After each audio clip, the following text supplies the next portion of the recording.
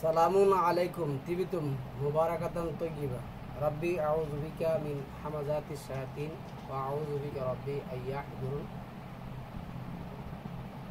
সুবহানাকা লা ইলমা লানা ইল্লা মা 'আল্লামতানা ইন্নাকা আনতাল আলিমুল হাকীম সুবহানা রাব্বিকা রাব্বিল ইজ্জাতি আম্মা ইয়াসিফুন ওয়া সালামুন আলাল মুরসালিন আলহামদুলিল্লাহি রাব্বিল আলামিন। যে সম্মানিত মুসলিম ভাই বোনেরা, একটি প্রশ্ন আমাকে বারবারই করানো হচ্ছে। প্রশ্নটা হলো, আল কোরআনে যে সালাতের কথা আছে, এটা কি ইয়াতিম মিসকিনকে খাওয়ানো বোঝাইছে? ইয়াতিম মিসকিনকে খাওয়ানো কি আল কোরআনে সালাত? মানে সালাত মানে ভালো কাজ, বিভিন্ন ধরনের কিচ্ছা কাহিনী করে। সম্মানিত ভিউয়ার্স, আমি আপনাদেরকে বলছি, আল কোরআনে সোয়াদ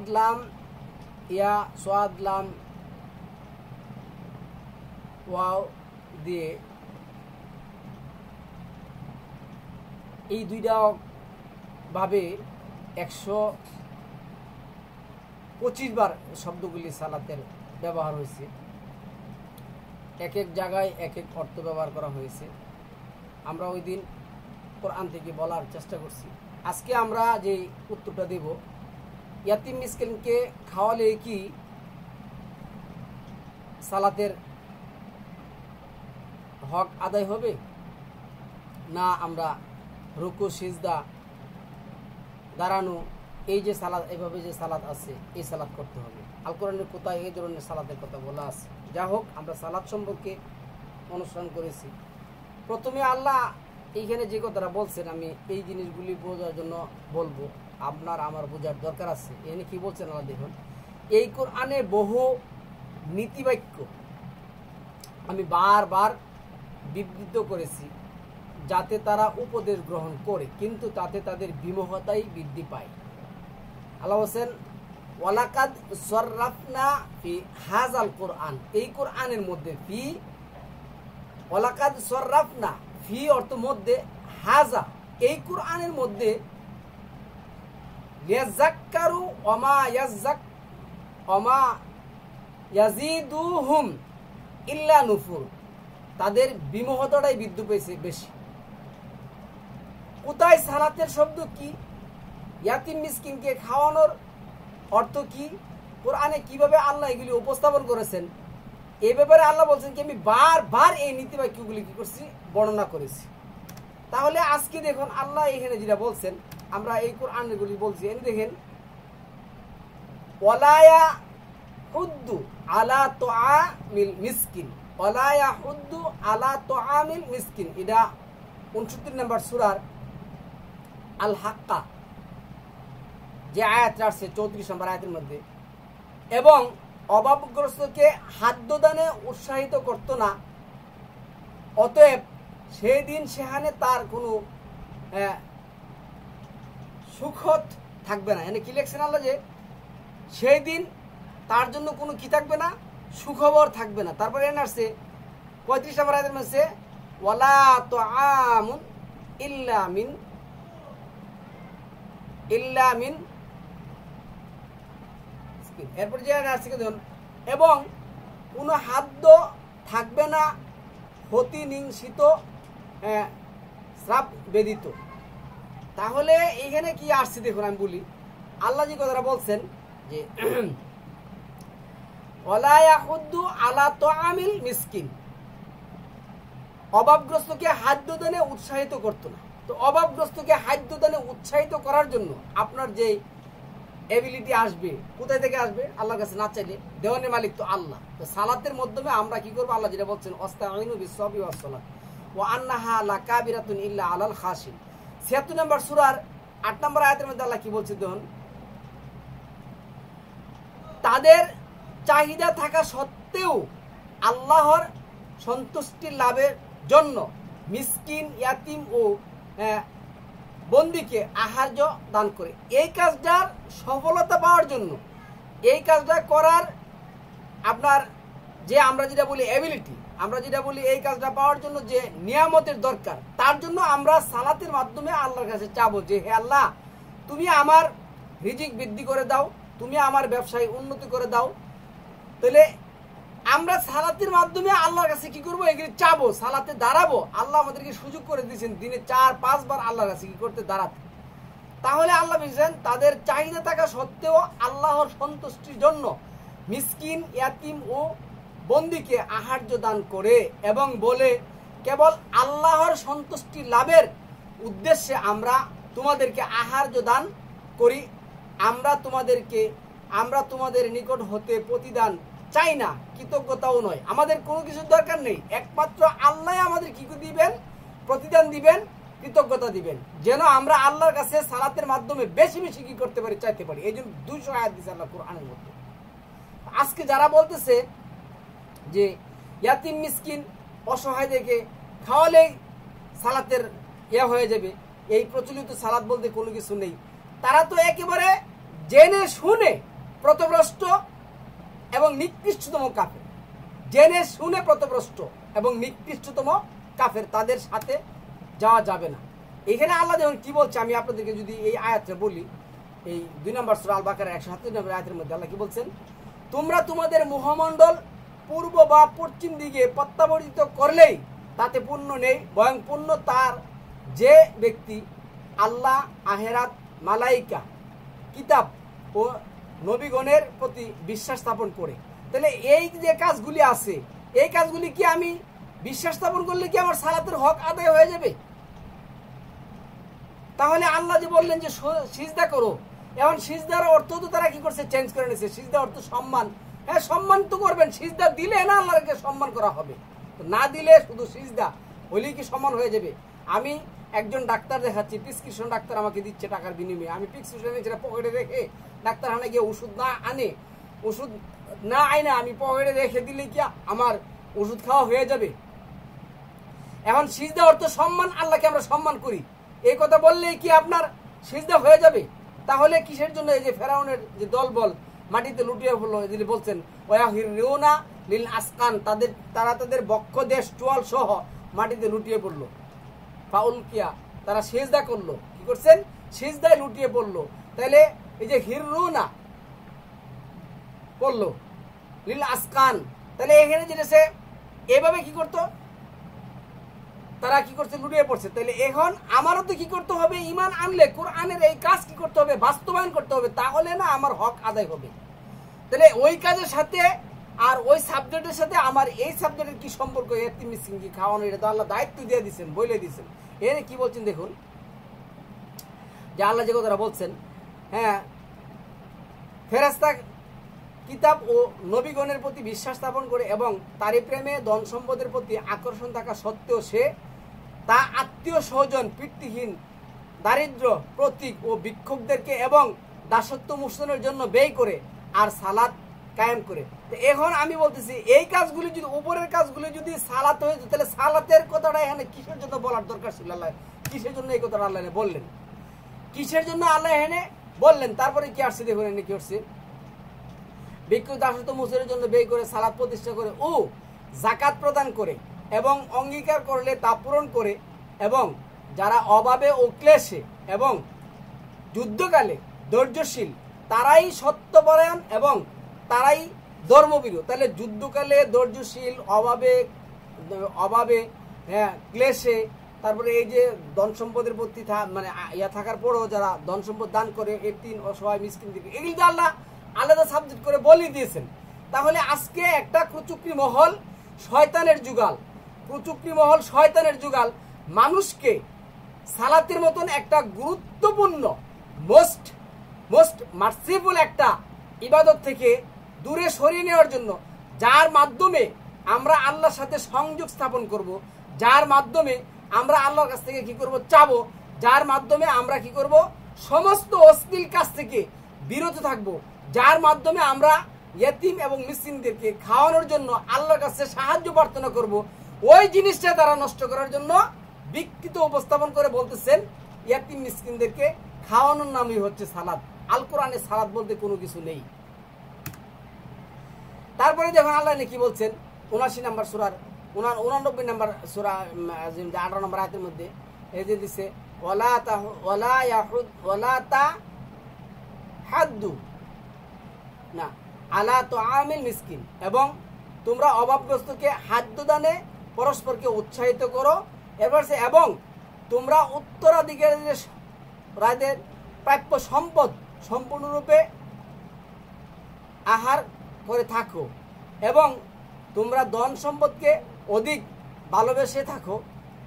এটা সঙ্গত নয় পৃথিবীকে যখন চূর্ণ বিচূর্ণ করা হবে।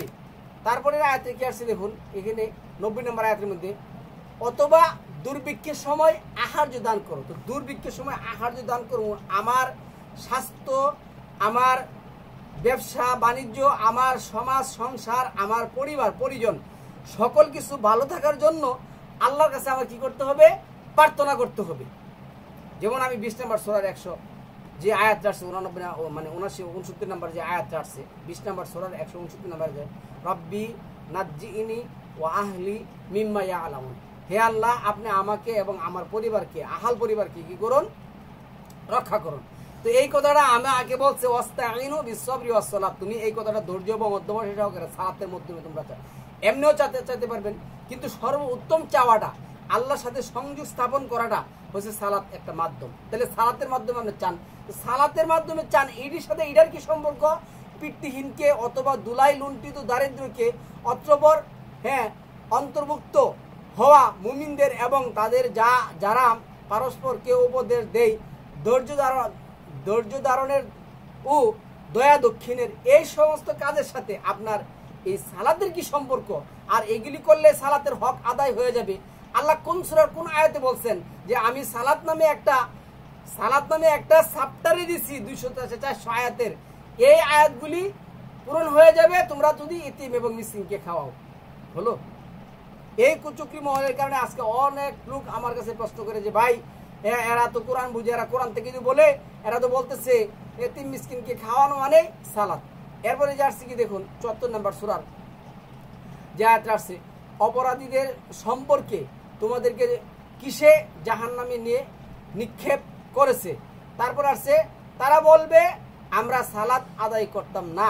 তারা বলতে দেখুন এই কথাটারে বিকৃত করে তারা কি বলছে, আর আমরা অভাবগ্রস্তকে আহার্য দান করতাম না। এই সালাত আদায় করতাম না মানে কি আমরা তোমাদেরকে জাহান্নামে কিসে আনছে? তখন তারা বলবে যে আমরা আল্লাহর করুণা প্রাপ্ত ছিলাম না। চিন্তা করেন, আরে করুণা প্রাপ্তির জন্য যে আপনি সালাত আদায় করবেন, আপনি বলতেছেন আমি আল্লাহর করুণা প্রাপ্ত ছিলাম না। কিভাবে বিকৃত উপস্থাপন করে এই কুচক্রি মহল তাদের কাছ থেকে সম্পূর্ণরূপে দূরে থাকতে হবে। এবং আমরা অভাবগ্রস্তকে আহার্য দান করতাম না। আচ্ছা দেখুন তো, আমি আপনাকে বলি, এটার কোনো সৌন্দর্য, এটার কোনো মানে শালীনতা, এটার কোনো ব্যাখ্যা বা এটার কোনো চাহিদা আছে? আল্লাহ এনে সরাসরি বলছেন যে আমরা সালাত আদায়কারী ছিলাম না। এটা একটা কিন্তু সেন্টেন্স, এটা ফিনিট ভার্ব। তারপর আসছে কি এরপরে কথা রয়েছে আমরা অভাবগ্রস্তকে আহার্য দান করতাম না। এটা 74 নম্বর সূরার আপনি যদি এই 42, 43, 44 নম্বর আয়াত দেন, তাহলে আল্লাহ দুইটা বলার দরকার ছিল, যদি একটাই হয়ে যেত। এরপরে আসুন আমি আপনাকে দেখাচ্ছি এই আপনার এই 17 নম্বর সূরা 23 নম্বর আয়াতের মধ্যে কি আছে, ওয়াকাদা রাব্বুকা আল্লা তা'বুদু ইল্লা ইয়াহু ওয়া বিল ওয়ালিদাইনি ইহসানা ইম্মা ইয়াবলুগান্না ইনদাকাল কিবরা আহাদুহুমা আও কিলাহুমা ফালা তাকুল লাহুমা উফি ওয়া লা তানহারহুমা ওয়া কুল লাহুমা কাওলান কারীমা। তোমার রব নির্দেশ দিয়েছেন যে তোমরা তিনি ছাড়া অন্য কারো ইবাদত করবে না এবং মাতা পিতার প্রতি সদ্ব্যবহার করবে। তাদের একজন অথবা উভয়ই তোমাদের জীবদ্দশায় বার্ধক্যে উপনীত হলে তাদেরকে বিরক্তি সূচক কিছু বলবো না এবং তাদেরকে ভৎসনা করবে না। তাদের সাথে কথা বলো সম্মান সূচক নম্রভাবে। এই যে এই কাজগুলি আল্লাহ আমাকে কি করছেন? আদেশ করছেন। আমি এই কাজগুলি করার জন্য কি করতে হবে? নাকি আমি আল্লাহর কাছে চাইতে হবে না? এই কোরআন পড়ছি, আল্লাহর কাছে আর চাওয়া দরকার নাই, আমি এই কাজগুলি করে নিতে পারবো। এটা কি হয়েছে? এই কাজগুলি যাতে আমি করতে পারি তার জন্য আমার আল্লাহর কাছে সালাতের মাধ্যমে আল্লাহর কাছে চাইতে হবে, হে আল্লাহ তুমি আমাকে তোমার কোরআনের মাধ্যমে যেই কাজগুলির কথা বলছো এই কাজগুলি যেন আমি সমাধান করতে পারি, ওই তৌফিক তুমি আমাকে দাও, ওই নিয়ামত তুমি আমাকে দাও। তারপরে 25 নম্বর সূরা আছে, তোমাদের রব তোমাদের অন্তরে যা আছে তা ভালোভাবে জানেন। তোমরা যদি সৎ কর্মপরায়ণ হও তাহলে তিনি তাদের প্রতি ক্ষমাশীল। তাহলে সৎ কর্মপরায়ণ এই যে কর্ম যে যেটা আছে এই কিন্তু কর্মের মধ্যে পড়ে। তো সালাতও তো একটা কর্ম, আপনার ওই কাজগুলি তো একটা কর্ম। মা বাবার খেদমত করা, মা বাবার সেবা শুশ্রূষা করা, এতিমদেরকে খাদ্য দান করা, হ্যাঁ, সমাজের মানুষকে সাহায্য করা, এই প্রত্যেকটা যে একটা এক কর্ম। তাহলে সকল কিছুই ঠিক আছে, সালাতের জায়গায় এসে কি হয়েছে, জিনিসটা চেঞ্জ হয়ে গেছে। আচ্ছা, তারপরে যেটা আসছে আত্মীয় স্বজনকে দিবে তার প্রাপ্য এবং অভাবগ্রস্ত ও পর্যটককেও এবং কিছুতেই অপব্যয় করবে না। এইটার সাথে সালাতের কি সম্পর্ক আছে? এই কাজগুলি করার জন্য আমি সালাত আদায় করব, যেহেতু আল্লাহ 29 নম্বর সূরার মধ্যে কি বলছেন, ইন্না সলাতা তানহা আনিল ফাহশাই ওয়াল মুনকার, নিশ্চয় সালাত তোমাকে এগুলির মধ্যে বিরত রাখবে। এখন তো এটাও স্বীকার করে না। কেন স্বীকার করে না জানেন? দেখে যে প্রচলিত সালাত পরে তারা কি করছে, চুরি করছে, প্রচলিত সালাত পরে তারা ঘুষ খাচ্ছে, প্রচলিত সালাত পরে তারা সিন্ডিকেট করছে, প্রচলিত সালাত পরে তারা কি করছে, মানুষের হক কি করছে, মানে মানুষের হক মারা খাচ্ছে, প্রচলিত সালাত আদায় করে তারা কি করছেন, মানে বিভিন্ন ধরনের যত রকমের অপকর্ম আছে সকল কিছু তারা কি করছে, করে যাচ্ছে। তখন তারা বলছে ভাই আল্লাহ এনে মিথ্যা কথা বলছে, মাআযাল্লাহ। এখন কি করলেন? আমি আপনাকে বলছি, ইমানের আল কোরআন ভিত্তিক ইমানের ঘোষণা দেওয়ার পরে কোনো ব্যক্তি যদি তার অশ্লীলতা থেকে বিরত থাকার জন্য সালাত আদায় করে, অবশ্যই অবশ্যই আল্লাহ যেটা বলছেন 30 নম্বর সূরার 47 নম্বর আয়াতের মধ্যে, নিশ্চয় আমি মুমিনদেরকে সাহায্যকারী, আল্লাহ সাহায্য করবেন তাকে এই সমস্ত খারাপ কাজ থেকে বিরত রাখতে। যদি আপনি বিশ্বাস না করেন তাহলে আপনি নিকৃষ্টতম কাফের। যদি আপনি বিশ্বাস না করেন তাহলে আপনি কোরআন দিয়ে কি করলেন না, ফয়সালা করলেন না, তাহলে আপনি জালেম ফাসেক কাফের, এতে কোনো সন্দেহ নেই। আল্লাহর কথা কখনো নড়চড় হতে পারে না। আল্লাহ এই কারণে বলছেন কুল সাদাক আল্লাহ, তুমি বলো আল্লাহ কি করছেন, সত্য বলেছেন। সত্য বলার মালিক সত্য একমাত্র আল্লাহর পক্ষ থেকে আসে। তারপরে নিশ্চয় যারা অপব্যয় করে, এরপরে আয়াতে যেটা 28 নম্বর আয়াত, আর তুমি যদি তাদের থেকে মুখ ফিরিয়ে নাও এবং তুমি তোমার রবের নিকট হতে অনুকম্পা লাভের প্রত্যাশা ও সন্ধান থাকো, তাহলে তাদের সাথে নম্রভাবে কথা বলো। তা নম্রভাবে কথা বলার জন্য আল্লাহ সালাম আল্লাহ মুসাকে কি বলছেন, তুমি ফিরাউনের কাছে যাও, 20 নম্বর সূরা 44 নম্বর আয়াতের মধ্যে আসছে, তার সাথে কি করে তুমি যাও, সেরা নম্রভাবে কথা বলো। এরপরে 30 নম্বর আয়াতের মধ্যে যেটা আসছেন, তোমার রব যা জন্য ইচ্ছা তার জীবন উপকরণ কি করেন, বর্ধিত করেন, এবং যার জন্য ইচ্ছা তা হস্র করেন, তিনি তার দাসদেরকে ভালোভাবে জানেন ও দেখেন। এটা 30 নম্বর আয়াতের মধ্যে আছে বানী ইসরায়েল। তারপরে 31 নম্বর আয়াতের মধ্যে কি বলছে, তোমাদের সন্তানদেরকে তোমরা দারিদ্রতার বয়ে হত্যা করো না, তাদেরকে এবং তোমাদেরকে আমি জীবন উপকরণ দেই, তাদেরকে হত্যা করা মহাপাপ। আরে দুইটা জিনিস এখানে বুঝতে হবে আপনার আমার। একটা জিনিস হলো কি, এই কাজগুলি থেকে আমি বিরত থাকি, তার জন্য আল্লাহর কাছে সালাতের মাধ্যমে কি করতে হবে, আশ্রয় চাইতে হবে। তাহলে আল্লাহ আমাদেরকে কি করবেন, এই কাজগুলি থেকে বিরত থাকার কি করবেন, সুযোগ করে দেবেন, এবং তিনি আমাদের উপর কি করবেন, রহম দান করবেন। তারপরে আসুন এই 33 নম্বর আয়াতে রয়েছে, আল্লাহ যার হত্যা নিষেধ করেছেন, যথার্থ কারণ ছাড়া তাকে হত্যা করো না। কেহ অন্যায়ভাবে নিহত হলে তার উত্তরাধিকারীকে আমি প্রতিশোধ গ্রহণের অধিকার দিয়েছি, কিন্তু হত্যার ব্যাপারে সে যেন বাড়াবাড়ি না করে, সে তো সাহায্যপ্রাপ্ত হয়েছে। এটা তারপরে আসুন এই যে আয়াতটা যেটা বলছেন এই 34-এ আসুন কি বলছে দেখেন, পিতৃহীন বয়সপ্রাপ্ত না হওয়া পর্যন্ত সদুদ্দেশ্য ছাড়া তার সম্পত্তির নিকটবর্তী হয়েও না, এবং প্রতিশ্রুতি পালন করো। নিশ্চয় প্রতিশ্রুতি সম্পর্কে তোমাকে আল্লাহ কি করবেন, তালাশ করবেন, তোমাকে কি করবেন, জিজ্ঞেস করবেন। তাহলে এখন আমি বলতেছি, এই যে কাজের একটা ধারাবাহিকতা আল্লাহ উল্লেখ করেছেন, এটার সাথে সালাত আদায় না করা এবং এটি করলে সালাত আদায় হয়ে যাবে, এই ধরনের কোন আয়াতের মধ্যে আল্লাহ এই সমাধান দিচ্ছেন বলেন তো দেখি। তারপরে আল্লাহ কি বলছেন দেখুন তো, মেপে দেওয়ার সময় পূর্ণ মাপে দিবে এবং ওজন করবে সঠিক দাড়ি পাল্লায়, এটাই উত্তম ও পরিণামে উৎকৃষ্ট। এটা 35 নম্বর আয়াত, এটা 17 নম্বর সূরা। এই কাজটা আপনি সালাত আদায় করলে হবে, আপনি সালাত আদায় করলেন আর এগুলি আপনি কি করলেন, মেপে দেওয়ার সময় কম দিলেন, পূর্ণমাত্রায় দিলেন না, বিভিন্ন ধরনের কিচ্ছা কাহিনী করলেন, তাহলে কি হবে, সালাত আদায় হবে। আবার আপনি মেপে দিলেন, সঠিক সবকিছু করলেন, কিন্তু আল্লাহর কাছে চাইলেন না, সালাতের জন্য দাঁড়াইলেন না, তাহলে কি সালাতের হক আদায় হবে? তারপরে আসুন দেখেন কি বলছেন, মানে 36-এ, যেই বিষয়ে তোমাদের কোনো জ্ঞান নেই সেই বিষয়ে অনুমান দ্বারা পরিচালিত হয়েও না, কর্ণচক্ষু হৃদয় ওদের প্রত্যেকের নিকট কৈফিয়ত তলব করা হবে। তারপরে আল্লাহ 36 নম্বর আয়াতে যেটা বলছেন 37 ভূপৃষ্ঠে দম্ভ ভরে বিচরণ করো না, তুমি তো কখনোই পদভাবে ভরে ভূপৃষ্ঠ বিদীর্ণ করতে পারবে না এবং উচ্চতায় তুমি কখনোই পর্বতের সমান হতে পারবে না। তাহলে এই কাজগুলি কি সালাত, এই কাজগুলি করলে কি সালাত আদায় হয়ে যাবে, বা সালাত আদায় করলে কি এই কাজগুলি হয়ে যাবে? আল্লাহ এই কথা বলছেন। তাহলে আল্লাহ এই কাজগুলি এতগুলি কথা কিসের জন্য আলাদা আলাদা করে একবারে বিশেষ রূপে আল্লাহ বলার কি দরকার ছিল? তারপরে কি 38 নম্বর আয়াতে ওদিকে বলছিলেন কুল্লু জালিকা কানা সাইয়্যিহু ইনদা রাব্বিকা মাকরুহ। এইসবের মধ্যে যেগুলি মন্দ সেগুলি তোমার রবের নিকট ঘৃণিত। হ্যাঁ, তাহলে এইখানে তো আল্লাহ সালাতের কথা কোন নাই, সালাত শব্দটা এখানে নাই।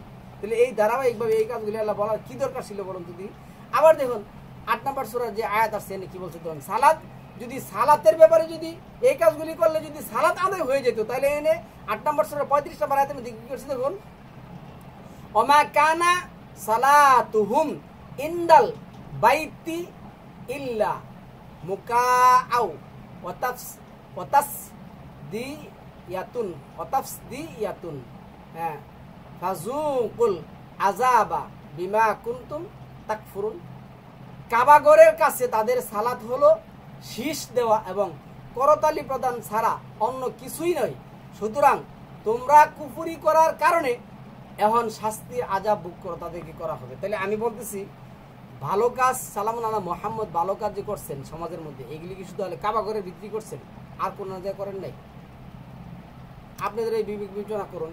তারপরে 5 নম্বর সূরা 8 নম্বর আয়াতের দিকে আসি দেখুন, ওয়া ইজা নাদাইতুম ইলা সলাতি, এই যে সালাতের জন্য আহ্বান, সালাতের জন্য কি আহ্বান করে, তখন তারা ওর সাথে উপহাস করে। এর কারণে এই যে তারা এরূপ লোক যারা মোটেই জ্ঞান রাখে না, প্রচলিত এই সমস্ত লোকগুলি আসলে জ্ঞান রাখে না, কোরআন ভিত্তিক তাদের কোনো জ্ঞান নাই, এই জন্য এই কাজ করে। এই যে দেখুন 21 নম্বর সূরা 73 নম্বর আয়াতের মধ্যে যে কথা আল্লাহ বলছেন, আর আমি তাদেরকে করেছিলাম নেতা, ওয়াজআলনাহুম আইম্মাতাই ইয়াহদুনা বিআমরিনা ওয়া আওহাইনা ইলাইহিম ফি'লাল খায়রাতি ওয়া ইকামাস সালাতি ওয়া ইতাআজ যাকাতি ওয়া কানু লানা আবিদিন। আর আমি তাদেরকে করেছিলাম নেতা, তারা আমার নির্দেশ অনুসারে মানুষ পথ প্রদর্শন করত। এই যে এই তো একটা কাজ, মানুষকে পথ প্রদর্শন করানো। তারপরে আছে তাদের কাছে আমি ওহী প্রেরণ করেছিলাম সৎ কাজ করতে।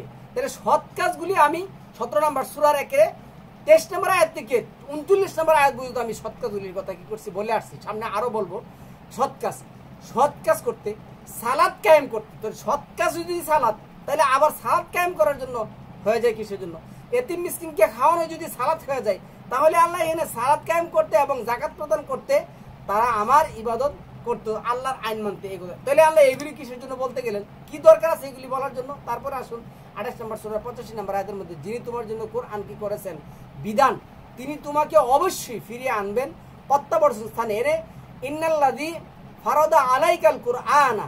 আচ্ছা, এই কোরআন ছাড়াও তো অন্যান্য ধর্মাবলম্বীরা, অন্যান্য মতাবলম্বীরা কি করতেছেন, পৃথিবীতে হাজারো রকমের কি করতেছেন, ভালো কাজ করতেছেন না? তো তাদের এই ভালো কাজই কি সালাতের হক আদায় হয়ে যাবে? এই সমস্ত লোকের ভালো কাজে কি তাদের হক আদায় হয়ে যাবে? তিনি তোমাকে অবশ্যই ফিরিয়ে আনবেন প্রত্যাবর্তন স্থানে। আচ্ছা, কোরআন আল্লাহ কি করছেন, ফারিদা করেছেন। এখন কোরআনের মধ্যে যে সালাতের কথা আসছে, এই সালাত যদি আমরা আনুষ্ঠানিকভাবে যে আদায় আমরা যেটা করি, রিচুয়াল যে সালাত করি, এই সালাত যদি আমরা আনুষ্ঠানিকভাবে না করি, তাহলে কি এতিম মিসকিনকে খাওয়ালেই সালাতের হক আদায় হয়ে যাবে? এই কুচুকরি মহলগুলি আজকে আমাদের কাছ থেকে